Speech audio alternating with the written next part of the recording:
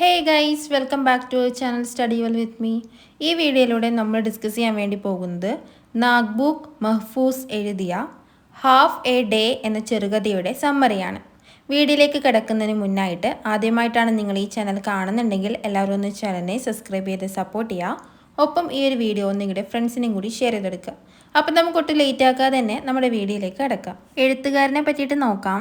സാഹിത്യത്തിലുള്ള Nobel സമ്മാനം നേടിയ Egyptian novelist ആയിരുന്നു ഇദ്ദേഹം. ജനിക്കുന്നത് ഡിസംബർ 11, 1911 മരണപ്പെടുന്നത് ഓഗസ്റ്റ് 30, 2006.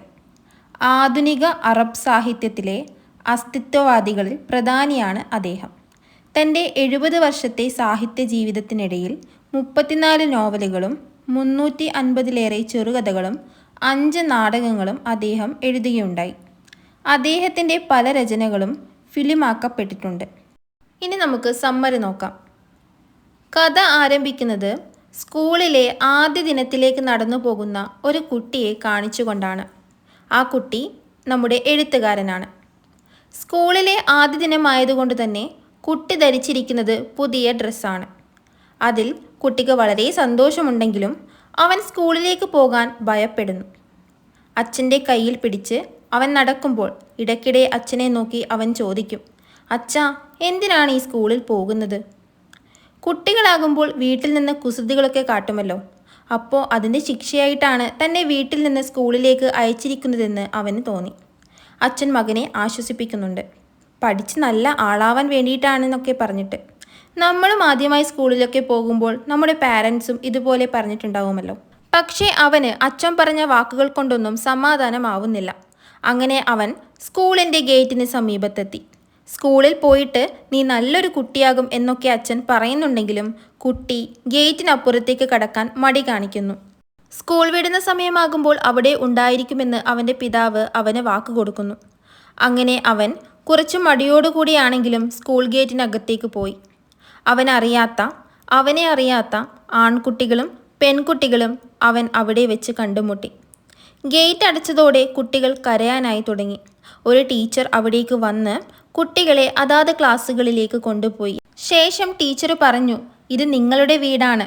നിങ്ങളുടെ കണ്ണുനീർ തുടച്ച് ജീവിതത്തെ സന്തോഷത്തോടെ നേരിടുക. ടീച്ചർ അങ്ങനെ പറഞ്ഞതുകൊണ്ട് അവർക്ക് സത്യം മനസ്സിലായി. ബാക്കിയുള്ള ദിവസവും സ്കൂളിലേക്ക് അവർ വരണമെന്ന്. നറേറ്ററിന് സ്കൂളിൽ ഫ്രണ്ട്സിനെയൊക്കെ കിട്ടി. അവൻ അവിടെ ഗെയിംസ് കളിച്ചു, പാട്ടുകൾ പാടി, ഭാഷയെക്കുറിച്ച് പഠിച്ചു, ഭക്ഷണം കഴിച്ചു, ഉറങ്ങി, എഴുന്നേറ്റു, സന്തോഷത്തോടെ എല്ലാ കാര്യങ്ങളും ചെയ്തു.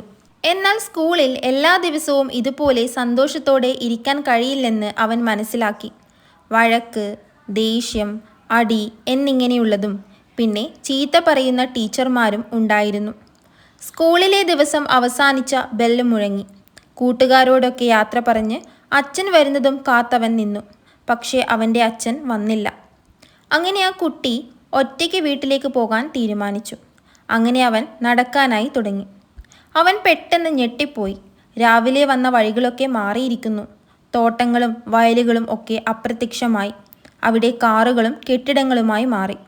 റോഡ് സൈഡിൽ സർക്കസിലെ ആളുകൾ പ്രകടനം നടത്തുന്നു. കുട്ടിക്ക് ഭ്രാന്ത് പിടിക്കുന്നത് പോലെ തോന്നി.